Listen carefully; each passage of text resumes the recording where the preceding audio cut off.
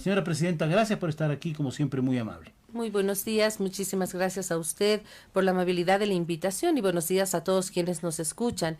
Quiero rescatar dos palabras que usted acaba de mencionar que son fundamentales para este análisis, dada la característica de estructural del problema. En primer lugar, es el Estado ecuatoriano, ¿no? Claro. No es este problema de crisis penitenciaria corresponde al Estado en su conjunto, y lo que hace el Consejo de la Judicatura es lo que usted ha dicho, es coadyuvar en la solución del problema. Un problema que tiene un origen y una fase posterior. El origen, no cabe duda, es si realmente todas las prisiones preventivas que se están otorgando por parte de los órganos jurisdiccionales están cumpliendo con el principio de que esta prisión preventiva debe ser de última ratio según lo establece la Constitución y la ley. Si merece hacerlo o no, porque la presunción de inocencia también es una norma que está vigente, constitucional y es superior. Pero hay medidas sustitutivas a la prisión preventiva que están previstas en la ley. Y la pregunta es si los operadores de justicia están cumpliendo con esta aplicación de este principio de que la prisión preventiva es de última ratio. Sin embargo, por ser este tema de índole jurisdiccional, allí no le corresponde al Consejo de la Judicatura pronunciarse, pero ese es el origen de las personas que están detenidas. Y cabe decir que los ciudadanos podrían percibir... Privadas de libertad, perdón. Sí, bueno, pero están detenidas. La verdad es que es un eufemismo llamarles PPLs, por no decir presos, porque están presos. Y además en las condiciones en que están es terrible. Pero yo le voy a decir, doctora, una cosa que es importante. Lo que siente la ciudadanía es que a veces hay discrecionalidad, es muy laxo el uso de la prisión preventiva. En unos casos, tal vez muy duro, en otros, muy laxo también, y esto debería tener una serie de normas nítidas para que el juez actúe en derecho, desde luego pensando hasta en aquello del indubio pro reo y todos los principios jurídicos indispensables, pero este es un factor clave el que usted acaba de señalar. Sí, y aquello correspondería a otros órganos, no al Consejo de la Judicatura.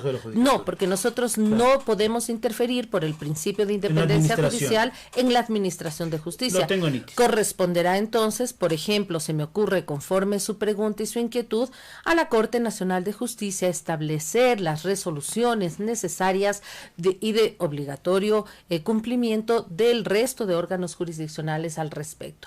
Lo que nos corresponde a nosotros como Consejo de la Judicatura, como único órgano de gobierno, es, apartándonos del criterio, porque eso es jurisdiccional, entrar ya a la parte de la administración como tal del servicio de justicia. Y aquí cabe mencionar, Gonzalo, que este Consejo de la Judicatura, al llegar en el año 2019, hace lo que no hizo ninguno durante 11 años, porque es la Constitución del 2008 la que establece que deberían haberse hasta el momento creado las unidades de garantías penitenciarias especializadas, y no se crearon, y creamos nosotros en el año 2019, y aquí hago una precisión muy importante frente a las precisiones equivocadas que se están haciendo. El Consejo de la Judicatura ha dispuesto 128 jueces penales en todo el país para que atiendan garantías penitenciarias. Además, 11 jueces especializados en las 4 provincias de mayor población carcelaria. Y ha dado resultado. Tengo aquí unos datos del Consejo de la Judicatura. Usted nos habla de Azuay, Cotopaxi, Guayas, Manabí. ¿Ha dado resultado estos jueces especiales para que atiendan las unidades especializadas? La tendencia mundial es ir hacia la justicia especializada, y nosotros hemos cumplido con aquello porque hemos venido capacitando alrededor de 2.200 servidores han sido capacitados en garantías penitenciarias durante nuestro periodo. Y esta parte sí cabe cuando usted me pregunta, ¿han dado resultado? Nosotros tenemos datos de que en el año 2021 las causas ingresadas y resueltas nos registran aproximadamente un 90% de resolución. Sin embargo, también cabe indicar que hay causas de los últimos años que no han alcanzado a ser evacuadas. Varios son los factores. Sin duda, influye el tema de pandemia, que afectó los procesos que con normalidad debieron desarrollarse. También tenemos registro de una baja de productividad en los jueces de garantías penitenciarias, lo que ya lo tratamos hace varios meses, analizamos la productividad y estamos ya tomando las acciones respectivas en estos casos de baja de productividad. Hay un hecho que no se puede soslayar. Desde la vigencia del Código Integral Penal empezó a crecer la población carcelaria. Y no siempre la solución es que crezca la prisión carcelaria para que se ataque el gran tema de la seguridad. Eso lo vemos como no es un resultado matemático, ni mucho menos. A veces más bien genera mayores conflictos y problemas. El Código Orgánico Integral Penal no contempló este tipo de cosas y las cárceles se llenaron. Esa es la realidad. Ayer veíamos estadísticas en algunos de los canales de televisión del porcentaje de personas detenidas con fórmula de juicio o en pleno proceso, por ejemplo, de delitos vinculados al narcotráfico. Es altísimo. Y por supuesto otras causas también que hacen confluir en los centros de rehabilitación a nivel nacional a una gran cantidad de población para la cual no están preparados en atender. La infraestructura física no da más. Ahí el coronel Cobo planteaba acelerar los procesos de repatriación. Podría ser incluso, no sé, pedidos de extradición, no sé cómo se haga jurídicamente, pero era una idea que habría que estudiarla porque aligeraríamos un poco Y yo le planteaba el tema de la prelibertad.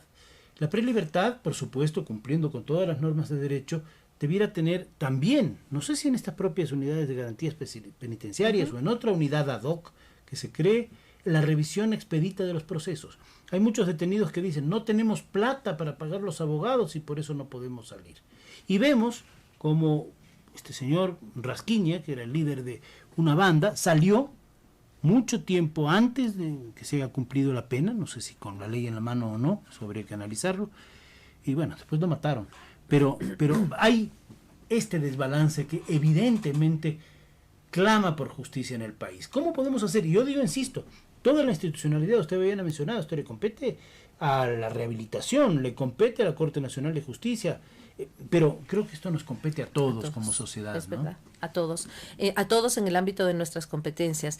Respecto a lo que usted ha dicho de extradiciones y todo lo demás, sí, insisto, por ser criterio judicial no podemos ingresar, allí el gran rol lo cumple la Corte Nacional. ¿Qué podría hacer la Corte Nacional en esa materia? Sí, establecer resoluciones que permitan una más efectiva aplicación de determinados artículos del COIP. Los artículos están ahí. Que como usted muy bien lo ha dicho, también merecería analizar si es que por tantas infracciones menores corresponde la prisión preventiva tal como hoy lo prevé el COIP. Claro. Entonces, sí es una causa, es un problema de origen también. Claro, también tenemos otros problemas que se aplican a algunos detenidos o medidas sustitutivas como el grillete y hay un porcentaje del 80% de los grilletes destruidos. Es decir, es un problema de conjunto bien grave. Yo también de conjunto. Debo admitir y ya que usted parte, ha mencionado el caso Rasquiña, yo sí me voy a referir a ese, Gonzalo, porque es muy importante que la ciudadanía sepa que el Consejo de la Judicatura destituyó a 3 jueces de garantías penitenciarias, el juez Roca Yagual, el juez Martínez y el juez Tamayo. Y los destituimos por manifiesta negligencia antes de que la Corte Constitucional en su sentencia de 319 CN, nos retire la facultad de iniciar de oficio causas por manifiesta negligencia. Fíjese con este ejemplo lo importante que era que el Consejo Ahora de la no Judicatura, se pronunció la Corte, exacto, que el Consejo de la Judicatura puede iniciar de oficio, es decir, que advierta que hay algo e inicie el expediente sin necesidad de que nadie lo demande. Ahora, ¿qué es lo que nos dice la Corte Constitucional en su sentencia, que ya cumplió más de un año de vigencia, y las consecuentes reformas al Código Orgánico de la Función Judicial en consonancia con esa sentencia? Nos dijo que iniciar de oficio una manifiesta negligencia es inconstitucional. Pero además, nos puso 2 condiciones para que podamos sancionar por manifiesta negligencia. 1, denuncia. La gente no denuncia. A petición de parte, pero la si gente la gente no tiene denuncia, miedo. la gente tiene miedo, la gente no tiene la cultura de denuncia y la Corte Constitucional dice necesita denunciar. Tal vez ahí falta un poco conocer la realidad sociológica en que se mueve Definitivamente, la gente que está en este ámbito de... Definitivamente. Sí. Y segunda condición que puso la Corte, necesitamos declaratoria jurisdiccional previa. Eso quiere decir que sean los propios jueces los que digan que otros evalúen, jueces han cometido un error o una negligencia. Hay un malentendido espíritu de cuerpo que no se aplique. El resultado de eso es que no contamos con las declaratorias jurisdiccionales, no contamos con las denuncias y por lo tanto no podemos sancionar por manifiesta negligencia. Estamos con la doctora María del Carmen Maldonado, presidenta del Consejo Nacional de la Judicatura, aquí en Radio Quito Platinum FM. Me inquieta el tema de la prelibertad y las extorsiones a las que se someten algunas personas que están detenidas por parte de autoridades. Es un tema que no le compete necesariamente, pero es un tema que está en la opinión pública y nos inquieta a todos. Y digamos que alguien ha cumplido su pena. ¿Por qué tiene que tardar 1 hora más una persona en prisión si ha cumplido su pena y no hay un mecanismo expedito, casi electrónico, tecnológico? Con todo esto que ha avanzado la tecnología, incluso para hacer trampas, ya vamos a hablar de algunas de ellas. ¿Por qué una persona que ha cumplido su pena no puede salir al minuto siguiente libre? Y con eso aligeraríamos también ese gran problema del hacinamiento. El Consejo de la Judicatura ha cumplido con dar los medios tecnológicos, Gonzalo, que no siempre se están usando.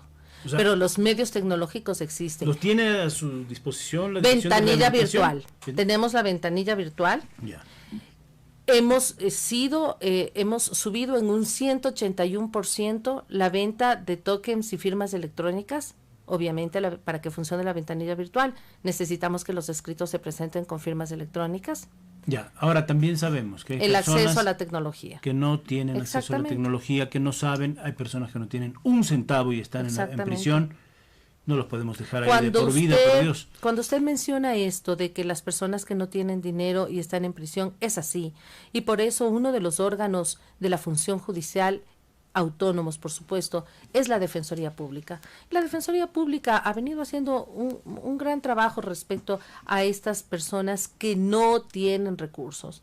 Y que yo digo a la ciudadanía, si hay alguien que esté en este caso de que no tiene recursos y que está, por ejemplo, en estas causas de índole social, que son alimentos, laboral, garantías penitenciarias, la Defensoría Pública tiene este servicio que es, como repito, parte de la función judicial. Entonces, sí, exacto, lo que usted dice, el Consejo de la Judicatura ha dado. Nosotros en este momento ya contamos con boletas de excarcelación automatizadas, pero necesitamos allí el concurso de los señores jueces y las señoras juezas. Y como en todo, hay que hacer un llamado, ahora sí, exhortarles. Y como en todo, hay jueces y juezas que cumplen a cabalidad su labor, que están sensibles con la materia que llevan, como me refiero a la materia de violencia, a la materia laboral, a la materia de garantías penitenciarias o penales, pero sí necesitamos también que los otros jueces pero también hay extorsión, personas que están esperando un favor, voy a ser duro, un dinero para poder actuar conforme la ley manda. Y eso es terrible. Y en esos casos volvemos a la necesaria cultura de la denuncia que debemos generar.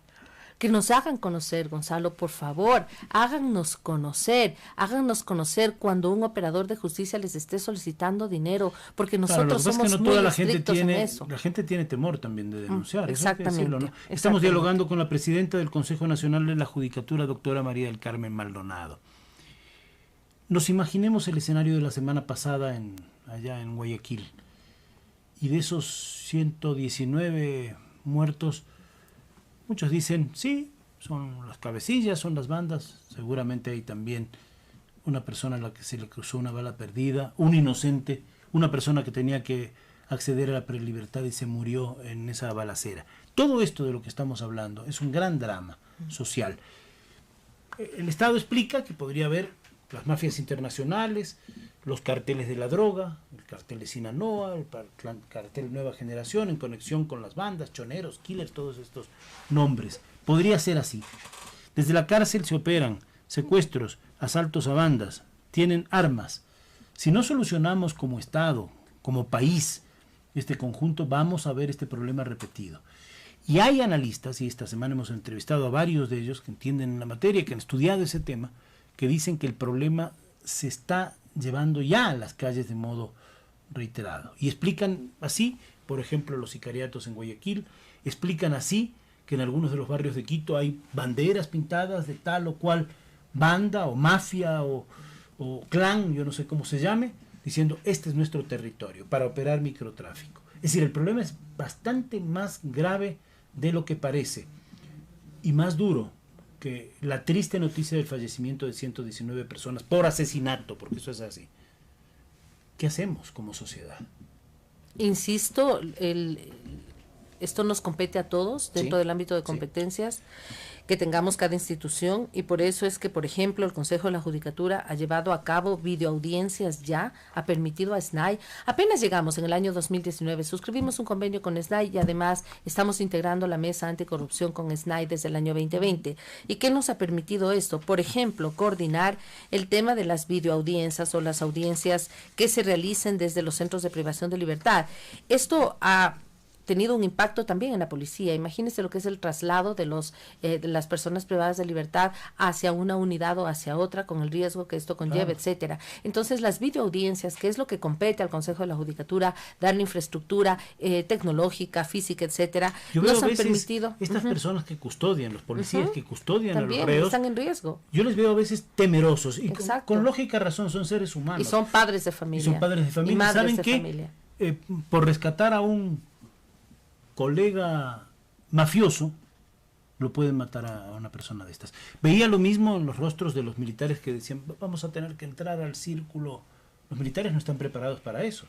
Fíjese, y esto es un tema sobre el que hay que desarrollar una sensibilidad especial. Exactamente, como Estado. Toda exactamente. la sociedad, por supuesto quienes tienen competencia directa. Por eso le comento que en el año 2021 se han llevado a cabo 700 videoaudiencias. Tenderemos, a hacer más videoaudiencias. Sí, más claro. Por ejemplo, entre el año 2019 y 2021, que es nuestra gestión, las videoaudiencias llegan en temas de garantías penitenciarias, ojo, sí. en temas de garantías penitenciarias a 2.300 audiencias. Entonces, claro, en otros ámbitos hay muchas más. Claro. Llegamos a 20.000. Claro, cómo no. No quiero dejar pasar los temas que han sido noticia esta semana. El Pleno del Consejo, según información que nos da el propio Consejo de la Judicatura, destituyó el lunes 4 de octubre a María Belén D. y Daniela A., jueza y ayudante de la Unidad Judicial Especializada Quinta de Violencia contra la Mujer de Quitumbe. Es el caso del exalcalde de Quito y los amparos de protección que interpuso. Primero ante esta jueza y en otra unidad a Carlos Enrique Soto Jiménez, jueza de Unidad Judicial Civil, abogado, Paul Efraín Pérez Salazar, secretario de Unidad Judicial Civil, y señorita Fernández Beltrán, con sanciones.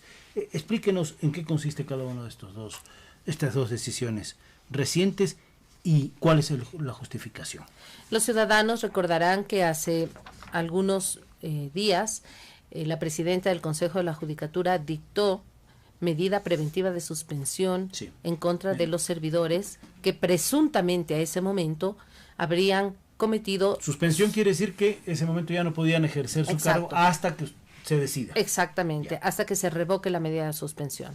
Ya. Esta medida de suspensión es de carácter preventivo, además se suspende sin remuneración.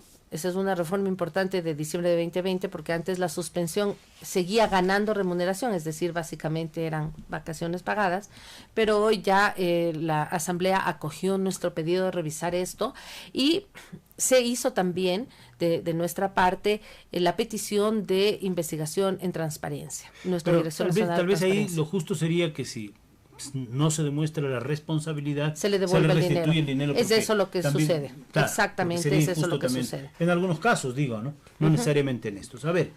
Cuando no hay sanción, se les devuelve el dinero. Perfecto. Entonces, ¿cómo incumplieron su trabajo estos funcionarios y qué faltas éticas habrían cometido? Bien, nosotros hemos sancionado en virtud del artículo 109, numeral 13, del Código Orgánico de la Función Judicial, que establece como infracción el ejecutar los sorteos de forma irregular y, porque tiene dos partes este artículo, y prevenir en el conocimiento de estas causas.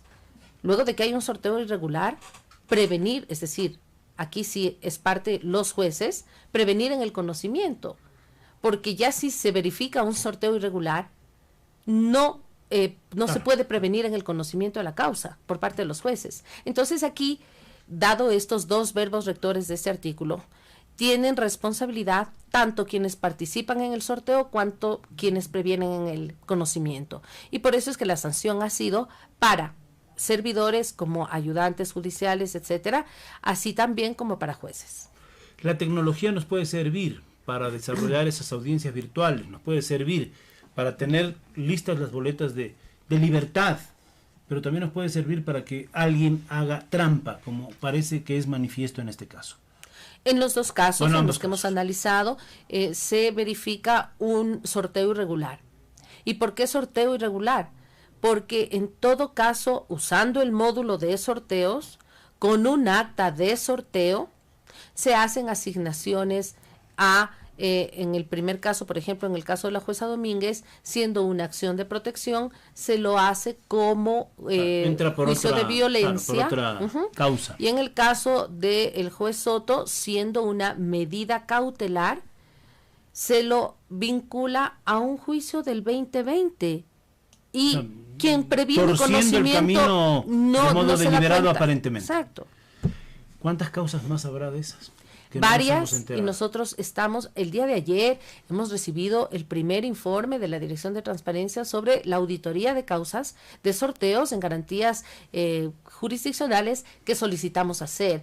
Tenemos algunas novedades: Guayas, Imbabura, Manabí. Tenemos novedades y estamos detrás de eso. Pero además, Gonzalo, estamos detrás de otras personas que están presuntamente involucradas en estos dos casos del exalcalde Yunda, y que el día de hoy estamos abriendo sumarios disciplinarios, porque en lo que es nuestra competencia, que es el tema disciplinario, el servicio de justicia, la infraestructura física, técnica, humana, etcétera, estamos muy atentos. En materia de lo que tocamos al principio, el asunto de las prelibertades, el asunto de las boletas de excarcelación de quienes ya cumplieron su sentencia. Ahora se ha nombrado recién la autoridad por parte del Ejecutivo, la máxima autoridad, recayó en la ministra de Derechos Humanos, está el SNAI, está todo lo que compete a rehabilitación, una reunión importante de altísimo nivel, volver a reunirse, porque lo han hecho para otros temas, con el presidente de la Corte Nacional de Justicia, a lo mejor los propios delegados del Ejecutivo, el Consejo de la Judicatura, no sé, nombrar para estas jueces de garantías o crear tribunales ad hoc. Usted me va a decir, no, muchas cosas de estas no están en la ley, tampoco está en la ley que se mueran 119 personas detenidas o privadas de libertad porque hay un cruce de tiroteos de mafias. Entonces tenemos que actuar expeditamente. El día de hoy está convocado un pleno ordinario del organismo donde vamos a ya tomar resoluciones que en unos casos es continuar con las medidas que ya se han tomado hace algunos meses. Del organismo del Consejo de la Judicatura. Del Consejo de la Judicatura. Y después puede haber, perdóname que le insista, pero una llamada expedita suya al presidente Saquicela, al presidente Lasso, y decirles, esto es demasiado grave, muy importante, hagamos algo ya. Por supuesto, siempre hacer. El Consejo de la Judicatura... Para esas cosas vale la pena tomar el teléfono, siempre, para otras no. Siempre ha coordinado acciones, y le cuento que nosotros tenemos activado desde el año 2020 una mesa de lucha contra la corrupción, donde está la Policía Nacional, donde ha ingresado ventajosamente... Informamos aquí.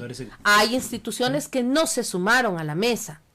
Pero nosotros hemos seguido trabajando independientemente de aquello. Está la Policía Nacional, está también SNAI, y el día de ayer hubo otra reunión de la mesa para justamente cuadrar todos estos temas que son de coordinación, y que el Consejo de la Judicatura tiene toda la voluntad de continuar venciendo los nudos críticos para llegar a los objetivos. Me parece muy bien. El país espera resultados. Quiero agradecer la presencia de la doctora María del Carmen Maldonado, presidenta del Consejo Nacional de la Judicatura.